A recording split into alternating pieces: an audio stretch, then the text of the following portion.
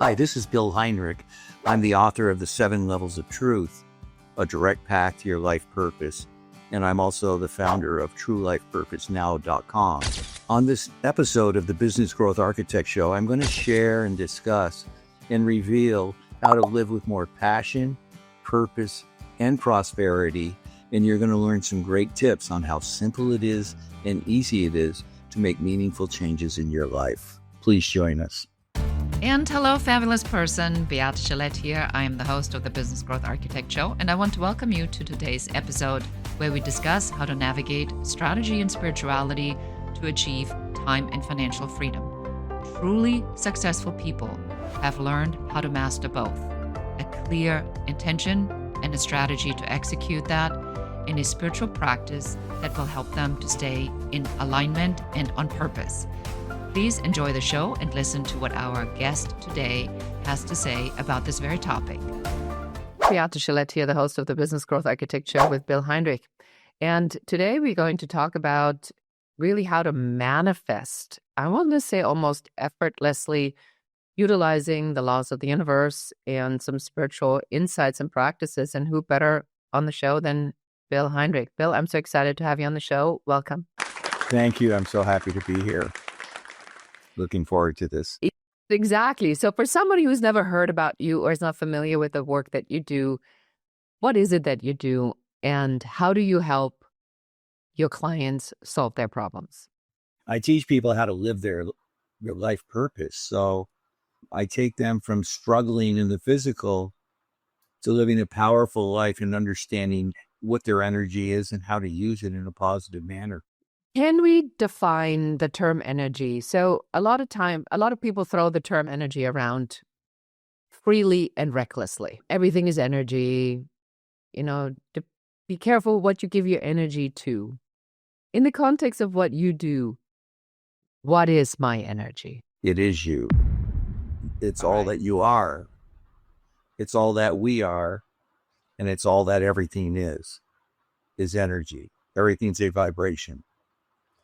That's proven scientifically. So, people say we have a soul. No, we are a soul.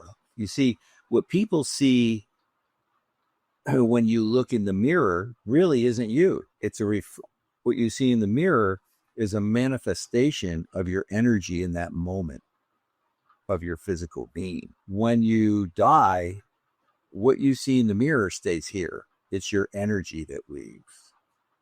Any meaningful connection you make in life, anything that happens powerfully happens only with energy. Everything else is a manifestation of it. And so the only connection you have with all that is energy. But the biggest mistake that people make about living their purpose, about having fulfillment in a meaningful life, is they always look outside of themselves as to what they've done, when in fact, it's only about who you are being. Who are you being? Not what you're doing. What you're doing doesn't matter. It's who you're being that matters. That's what creates your energy. And that's what allows you to connect with what I refer to as universal energy. You can call it whatever we want, but the universe is in a constant state of expansion. You can't connect with it intellectually. No. Can you maybe give us some insights around the difference between doing and being? Because we've certainly most of us have been raised to get it done, hustle, make it work, fake it till you make it. Oh, he's laughing. For those of you who can't see him physically, but you can hear it now. You're laughing. Why are you laughing about this? Because doing is everything outside of you. Being is everything inside of you. So if I'm taught that I have to put myself out on dating websites or go out, I'm not going to find them in my house. If I want a job, I have to fill out job applications. If I want to run my business, I need to go actively look for clients. How does this connect to the being that you talk about? Okay, let's talk about your partner. You did not choose your partner outside of you. You took action to support your energetic intention, and you did what felt right. I did. It felt right. when you met them, I don't care what they looked like, it had to feel right. And then It did. you'd have to poke around and test that feeling to make certain. And it took a little while to actually see if the energetic resonance was there. If it wasn't, then it was repelling. If I asked you to go to any moment in your life that was special, you're immediately going to go to how it felt. Then you're going to tell me what manifested. When I ask you what to describe love to me, you can't. If I ask you to describe abundance, you can't. You can't describe gratitude.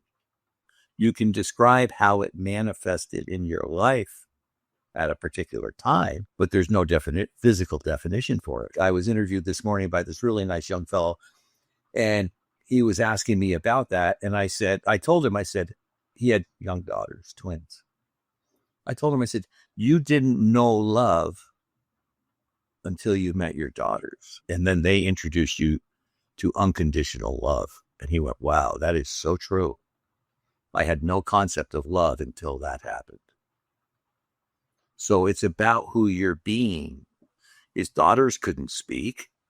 They didn't sit up and say, Daddy, this is love. It was all energetic.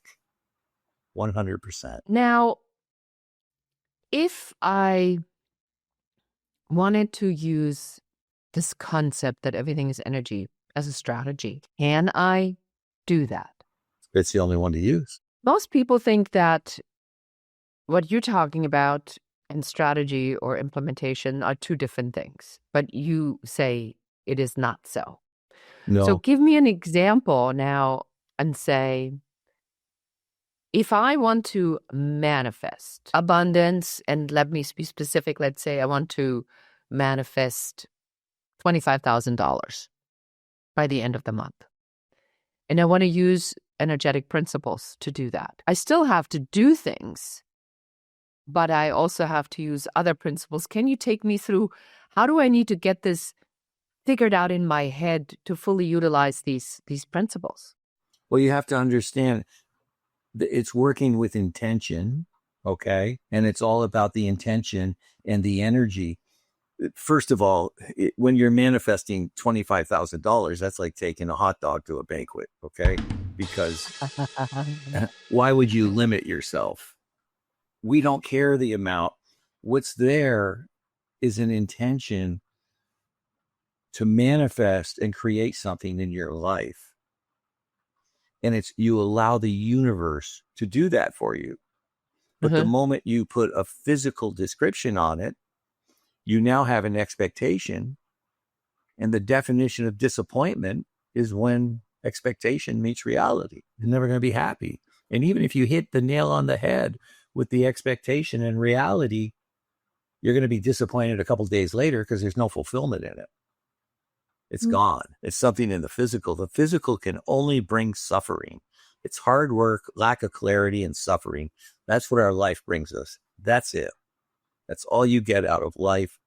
If you really want to have a meaningful life, then it's about who you're being and the energy behind your strategy, right?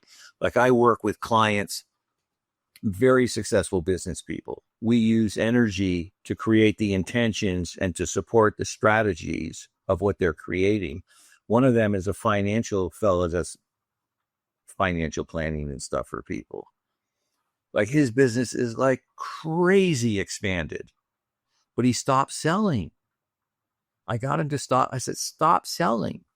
Connect. Just go connect with the people, right? Because this is what people miss is if you're going to have a relationship with anyone, there's a key element that must be there. And if it isn't there, there's trouble.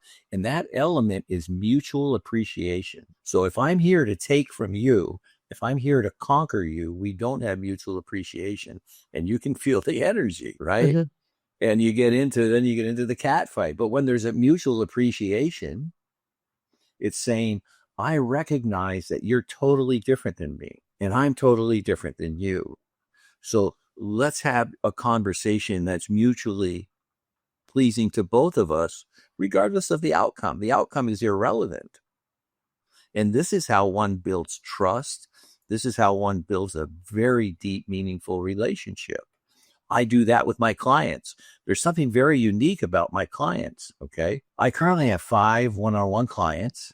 I have groups also. I have 5 one-on-one clients that have all been with me for 7 years. That is so unusual in coaching. We meet every week for 7 years. It probably won't end. Why should it end? We're holding the intentions, we have mutual appreciation, and we're creating expansion and just enjoying life and seeing everyone's life just continue to expand, explode open. Because like attracts like. People never going to remember what you said. They're only going to remember how you made them feel. Feeling is your vibration, and how you feel is the only thing in life that's real. That's it. Even the story that creates the feeling isn't real, but the feeling is real. That's it. That's the only thing that's real. Everything else is a perception of what you think is going on. And there's always 3 things happening in everybody's life: what they think is happening, what they want to happen, and what's actually happening. It sounds appealing and exciting, and it sounds much easier than I think what most of us are doing. It's How do I get much easier than most people. It's so much easier to live your purpose than to struggle in survival. I mean, it's so simple. It's ridiculous. I've always said that. What makes you think that you're going to be more successful, make more money with something you dislike doing? That you wouldn't be more successful and happier with doing something you really truly love. I mean, I just don't understand, but it seems to be stuck in people's minds that they have to be in a job that makes them miserable. It's a survival mindset. See, the thing is, they don't have to be miserable in the job. They have to understand the stories inside them that create their misery, because the stories don't support them. And it's that simple. And the only way you can tell if a story doesn't support you is how you feel. That's it. You can't think it. You can't know it. You have to feel it. And when you feel it, you go, okay, I don't like feeling it.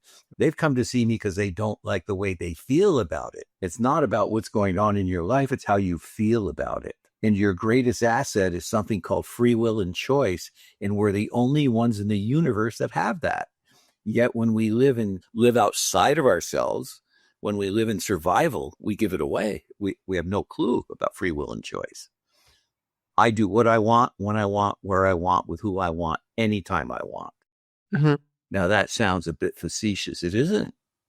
That's the definition of being spiritually responsible. That's the definition of why choice is so powerful. It certainly is. And I want to give an example and get your spin on this. So, I've talked about this on the show. My home, my podcast studio, my office, everything burned down in a period of 24 hours. And interestingly enough, when this happened, I was on a spiritual journey, and a lot of the spiritual journey was about letting go and stepping into wisdom. Be careful what you wish for, right? Holy smoking mackerel. And the voice was pretty clear. You need to let go of everything. And I'm like, yeah, sure, I get it. Letting go. No, no, letting go. Like, let it go. Let it all go. I'm like, I'm sorry for I apologize for laughing, right? That really. No, but the universe has a sense of humor. They should have told me it's extreme version, right? And then 4 days later, I had to let everything go because it was let go for me. But to your point, in an interesting way, I felt I've been in flow. Yeah. Where the friend that had the place we could crash came forward immediately. The friends that came with the universe steps right in and takes care of you. Everything and everyone in the universe is conspiring to help me. That's the life I live. I have never experienced this, not like this before. So I wonder, is it easier for me to surrender because I've been surrendered? Because there is literally nothing I can do about the magnitude of this is so extreme that even if I wanted to hold on to anything, I couldn't because it's gone, right? So is it easier? I mean, as much as we can talk about easy, to say a lesson this big in surrender and letting go is almost easier, but if I still have everything, surrender and let go is much more difficult because now I have to Well, make it's conscious okay. choices. So the choice of words isn't something that I would use. Surrender and Okay, let go go. ahead. I want to hear what you Okay. say about it. Yeah. Because surrender and let go has to do with the physical. Mm-hmm. Your lesson is in acceptance and detachment. Oh, I felt that. Yes. Uh-huh. You see the difference in that? So Yes. you can live with extreme acceptance and detachment and still have. I live in a constant state of detachment. I mean, there's nothing fulfilling in the physical world. There's nothing there. It isn't a Ferrari. It isn't a big house. It's who you're being. That's where the fulfillment is. That's where the fulfillment is. You know, when you speak about acceptance, I'll tell you another one. This is a higher teaching, I guess I would call it. Okay. Mhm. But forgiveness, right? I mean, forgiveness is a joke because who gave me the power to forgive? I mean, come on. What am I going to wave a wand? Forgiveness, it's really about complete acceptance, unconditional love with acceptance. That's what forgiveness is. Yes, that happened. I accept that. There's a lesson there for me. The moment I carry resentment about it or anger, then it's like me drinking poison, wanting them to die. Right? So it's really about acceptance, unconditional love. That's where the real vibration is. That's where the real power is. Right? This thing of forgiveness is no, it's acceptance. It's acceptance of what's occurred. And it's acceptance of who I am. I like that much better because this forgiveness thing, especially for people that have had significant trauma or abuse, the word forgiveness is a huge trigger. And I don't think it's necessary. I've always felt that I don't want to give people that much power over me. I don't want to give them my energy. I don't want them Exactly. to Exactly. be in a position to control me by something that they did 30, 40, You're 50 you're years ago. putting you can only play one of two positions in life. That's it. You're either going to have power or you're going to be the victim. There's no other position to take. Yeah, that was a great quote that I heard in one of my spiritual journeys.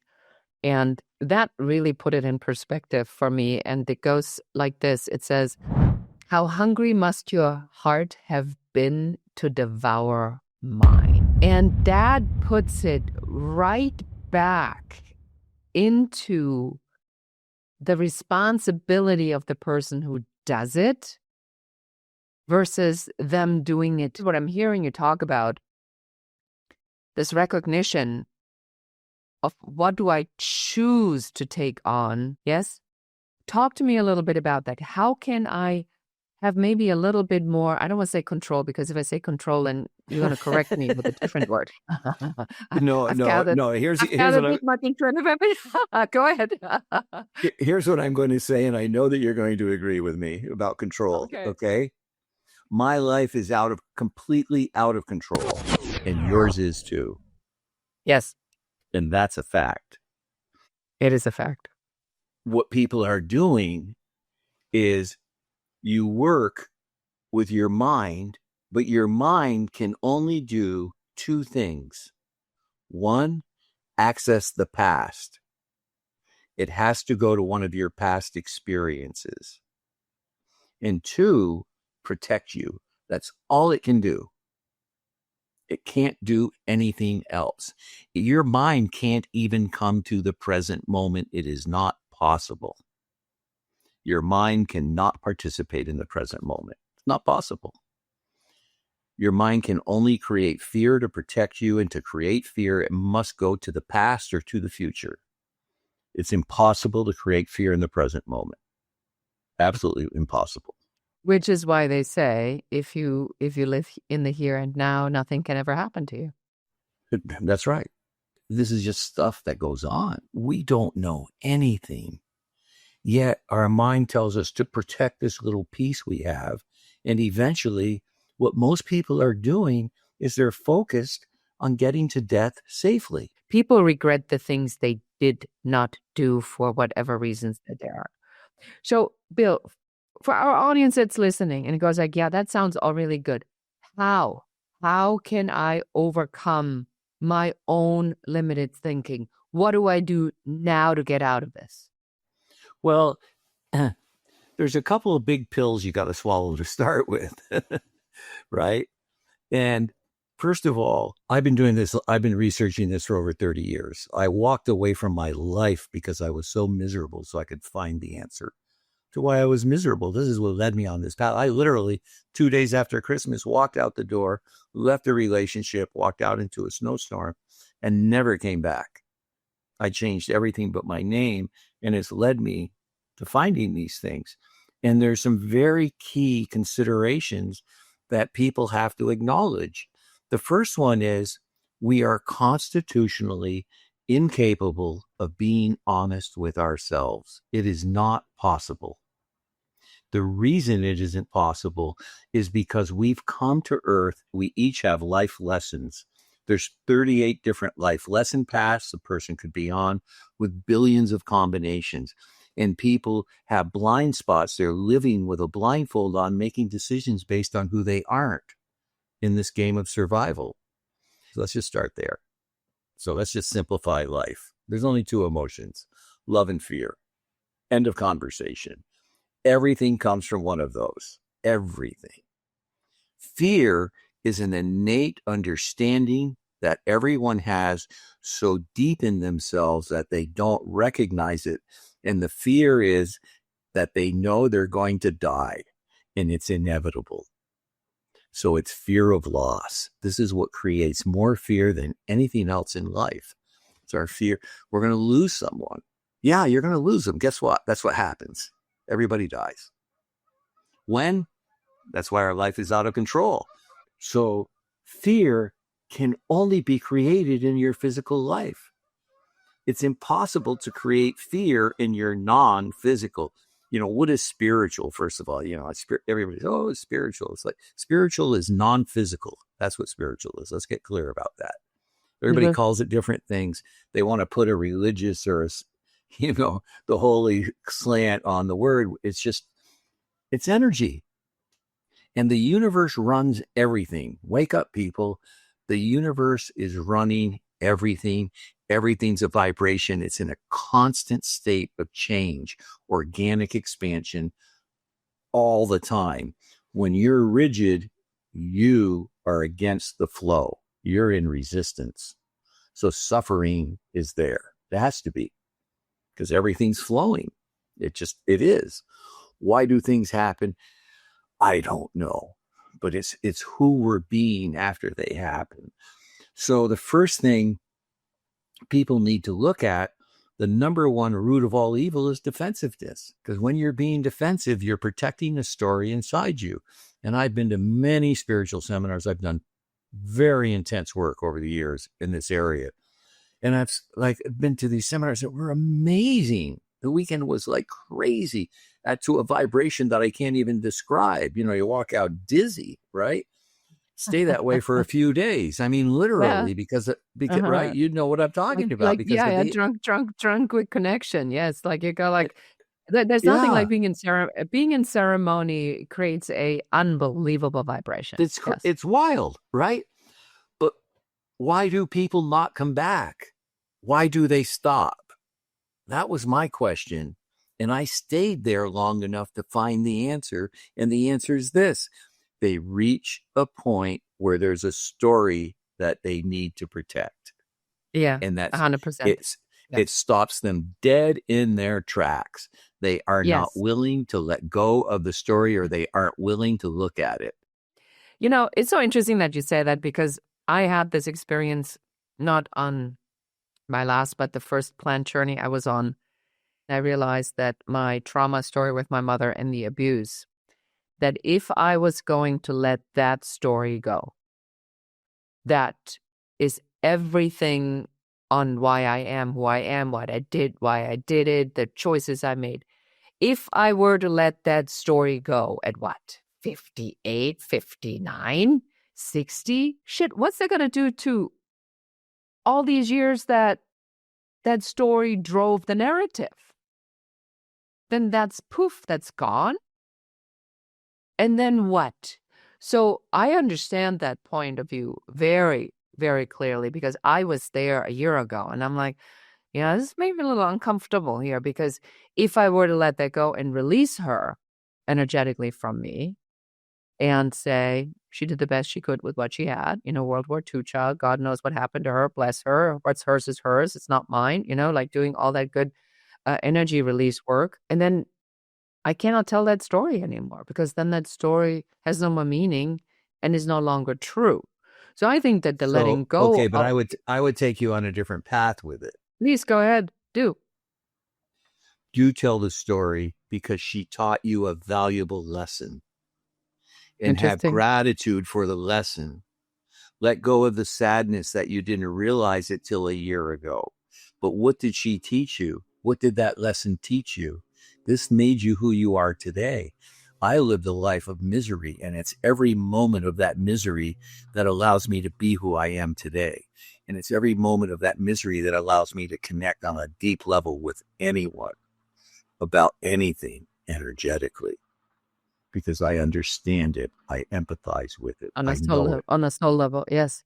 I Yes. am so grateful. And on a physical level, I'm just so grateful. So, my father and I clashed and, I was the rebel. And I'm so grateful for the lesson that he taught me about commitment, about me being afraid to stand up and commit to who I was because I had to tell him who I wasn't. I had to show him who I wasn't. And once I finally got it, I was like, oh my gosh, I'm rebelling. That means they still have control over me. They say black, I go white. I'm not being me. What a valuable lesson to learn to become me. Well, that's really 100%. you're really describing, I think, the path to freedom. That the path to freedom certainly, Yeah, it's the way I live is total freedom, free will and yeah, choice. Yeah. free will and choice is to say, what do I allow to have control over me? And if anything does, is it true? I realized that it can't have been that good to begin with because otherwise it wouldn't have fallen apart. So for the need for it to fall apart in such a dramatic way, something's getting my attention. I have no desire to be on a sales call right now. I feel like I should, logically, but I neither emotionally nor spiritually really have the energy to do that. I just want to talk to people right now. I want to connect. I want to find out. I want to dive in. A fellow podcaster invited me into a vision workshop that he's doing. I think it came like back in flow. I said it on Friday. I feel like I'm lacking my vision. His program started on Monday. It's the universe. I walked away from my life. Like I got rid of everything. And that's when I learned that I will always be taken care of. I literally walked away from everything. I didn't work for 2 years. Like I just went on I gutted myself. I was totally committed to find the source of my misery. It was amazing the way the universe took care of me. It was incredible. Absolutely incredible. How did you trust? How did you learn to trust? How did you even make the Well, commitment? it's real simple. Unwillingness. Unwilling to live a certain way any longer. You know how I call it? I say the pain of you staying where you are must be greater than your fear of change. Exactly. It's like I can't take If it anymore. And it if was if if 9:30 otherwise, at night and yeah. snowing when I walked out the front door. I just looked up and said, God, I don't know where you're going to take me, but it's going to be better than where I've been. Let's do it. Anything but this. Yes. That's what it takes. Yeah. And again, I know this is a business show. Let me tell you about business. Everything is to learn lessons. There's no difference, business, personal. It's all the same. 100% the same. People see it differently. They're wrong. It's all the same. You are here to learn lessons. You have life lessons, and they show up everywhere, especially in business or your ego, and they really show up there. Once people get that, and then you start communing, like with business people, one of the things I teach them is the difference between accountability and responsibility. People don't know the difference between the two. The vast majority, I tell them, pick one. They pick accountability, which is wrong. That makes you a victim. You're an energetic victim when you have accountability. You're answering to somebody outside of you. You're doing it to be seen. You're doing it to get a result that's going to get recognized. I don't need accountability. I'm responsible for everything in my life. I don't care if you like it or not. I could care less, because I'm making choices for me, not for you, not for your approval. I was actually just having this conversation this morning. That was one of my breakthroughs this morning as I was doing this visioning program. And there was a piece in this where I said the reason why strategy oftentimes doesn't work, or most of the time doesn't work, because, not to put blame on anybody, but the McKinseys of the world and the people that are the great strategists all make it sound like it's static.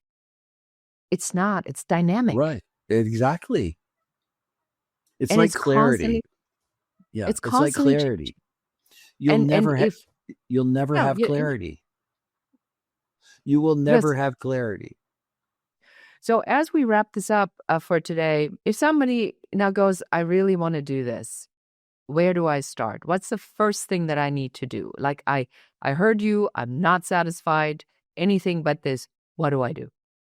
Go to speaktobill.com and get a 15-minute appointment with me. There you go. All right. So let's talk about that. For somebody who wants to hear how you can help them, where do we send them?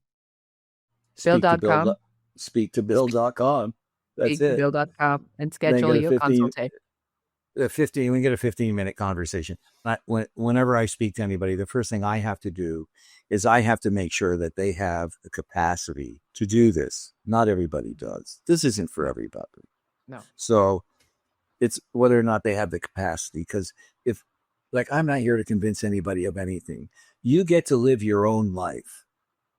Everyone that works with me, everyone that's ever worked with me, I give them a 100% guarantee that in a very short period of time, they will be living their life purpose, or I will give them all of their money back and their misery at the same time. And no one's ever asked for their money back in 15 years, because we're all unique. And once you grasp just a couple of these simple principles, your life changes so quickly. It's like, whoa, like this isn't like do push-ups for 30 days. This is make a choice, reap the reward. Is the way it works. All right, Bill, it's been a pleasure to have you on the show. Thank you so much for being here and sharing these concepts. I selfishly always feel like I learned something myself, so I really appreciate you being here. Well, I really appreciate having the opportunity to have this discussion with you. Thank you. Thank you so much. And that is it for us for today. Thank you so much for listening to or watching this episode of the Business Growth Architect Show. If you know someone who is in absolute misery or just said over the weekend, I cannot take it anymore, please send them the copy with a link to this episode. And let's help more people to really understand where this dissatisfaction come from, so that we can help more people step into their purpose and make their impact. And with that, I say goodbye. So appreciate you being here. Thank you so much for listening to the entire episode. Please subscribe to the podcast, give us a 5-star review, a comment, and share this episode with one more person so that you can help us help more people. Thank you again. Until next time. Goodbye.